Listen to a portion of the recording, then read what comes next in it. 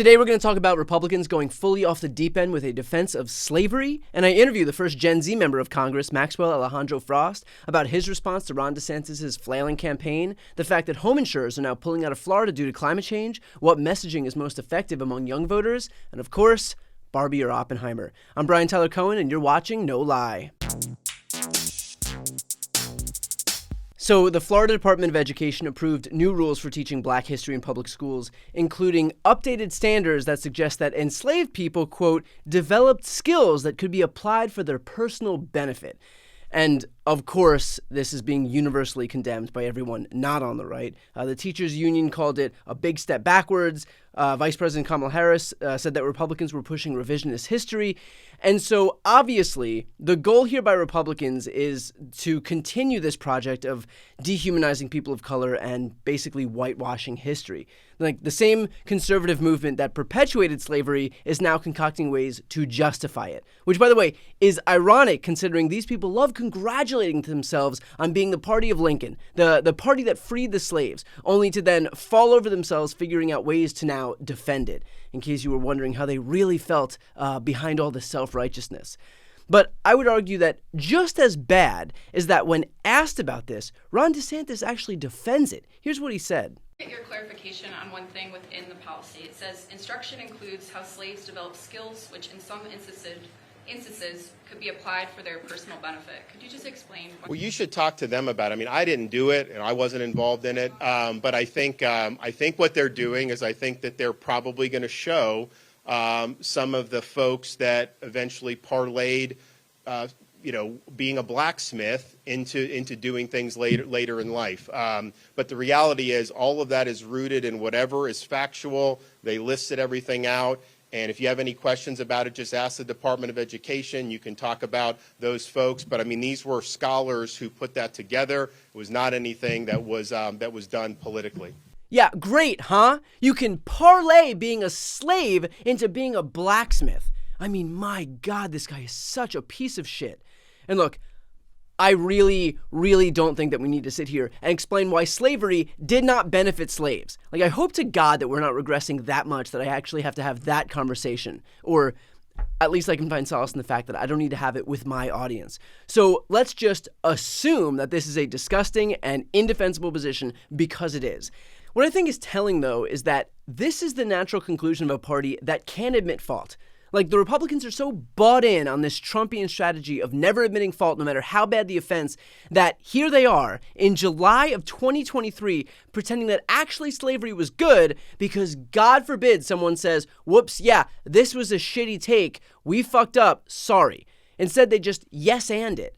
All because they think any backtrack, even on the worst things you could possibly imagine, is a display of weakness. And if we know anything about Republicans, it's that they absolutely cannot look weak. These people are alphas, and the way that you know they're alphas is because they'll tell you at every waking opportunity. And look, I really don't want to get into this right-wing rabbit hole of their weird fascist obsession with masculinity and toughness, but I will just offer this. What you are witnessing is insecurity wrapped in a facade of masculinity. Like, for the Ron DeSantises of the world, if you are secure in your manhood, you shouldn't need to strong-arm your critics into silence. You shouldn't need to ban the acknowledgement of the existence of LGBT Americans in the classroom. You shouldn't need to bully young students into taking off their masks during COVID, which is what DeSantis did before one of his press conferences. You shouldn't need to stop kids from learning history or banning books written by Black authors. But the reason that DeSantis and other authoritarians do it isn't because they're tough. It is precisely the opposite. They're not. They are weak and scared and insecure. They can't win in the battle of ideas, and so they issue edicts instead. They rule by force because they're not able to convince anyone through their words. And look, I'm highlighting Ron DeSantis here, but this phenomenon certainly isn't isolated to DeSantis. All of the big names in the Republican Party are following the same fascist playbook. And they're doing it for the same reason. Their ideas aren't popular, and so they have to issue woefully unpopular edicts instead, but they pass them off as being strong. But again, it is not strength to mandate laws and ideas that 70% of Americans hate. It's not strength to ban abortions. It's not strength to vilify LGBT Americans. It's not strength to ban books, and it certainly isn't strength to defend slavery. If their ideas were popular, they wouldn't need to pass laws under the cloak of darkness. But they're not, and so here we are. Here's a preview of my interview with Maxwell Alejandro Frost. So let's start in your home state of Florida. Ron DeSantis' Department of Education will now teach students that some black people benefited from slavery because it taught them useful skills.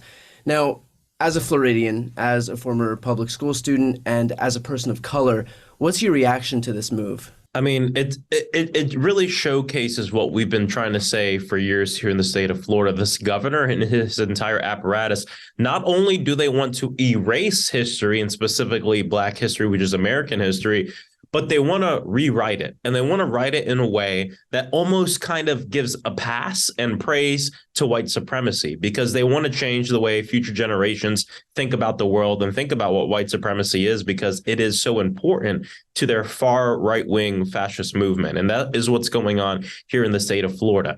They saw that last year in the midterms, Gen Z, over 70% of us voted Democrats because we want action on the climate crisis, gun violence, and want our rights protected. The right wing, they're wising up to it, and now they want to change schooling so they can change the generation. But I think little do they know, and that they'll come to find out, it's not doing anything to help them. It's actually just pissing young people off. Well, that's the thing. Like, if this is a 15-year strategy, isn't that gonna redound like to their disadvantage in the 15 years until that actually bears itself out? Like, people are in school right now, they can recognize what's happening. People in your generation, people who are students in high school right now, they all know the truth. And so isn't this just pissing them off more than it's going to help them 15 years down the line when this actually bears itself out? 110%. You know, like, one of the things that the Republican Party has done a good job of is creating long-term plans and waiting and seeing them out to fruition, right? We saw it happen with abortion rights. We saw it happen with the state legislatures. And I think as Democrats, we have something to learn there on long-term planning. However, when it comes down to young voters, they will use that plan, right? Well, let's make a long-term plan to change young people in this country. But what they don't understand is we're pretty impatient as a generation, for better or for worse, right? Sometimes it's good, sometimes it's not good. But I think part of what that creates is a situation where we're going to want to see a lot of change in a small amount of time, which I agree with. We need transformational change in this country. However, as they begin to implement this long-term plan to change the way an entire generation thinks by changing their schooling, I think it's really going to backfire, because they've never dealt with Gen Z before, right, in this way. And I think they're going to really find out. And it's not just Gen Z, it's young millennials. It's the future generations coming after Gen Z. More and more, these younger generations are becoming more and more progressive, and they're staying progressive throughout their life. And I think it's really going to change politics in this country. We as Democrats have to ensure that we're ready for it. You know, the strength of a movement isn't when it's in TV or when everyone cares. It's when no one cares, when it's talking about it. What are you doing on the ground? And that's how you build. So when you have these peak moments, and sometimes the peak moments are unfortunate moments, right? You have things like shootings that happen that bring people into a movement. You have the trauma happens that brings people into a movement, but then also you have hope. And when those things are there, what are we going to do to give young people a political home? We can't take it for granted. To watch the full interview, click the thumbnail right here on the screen, or check out the interviews playlist on my YouTube channel. You can also listen to the audio version of this episode by following that link on the screen. And of course, to see more of my content, the link to subscribe is on the screen as well.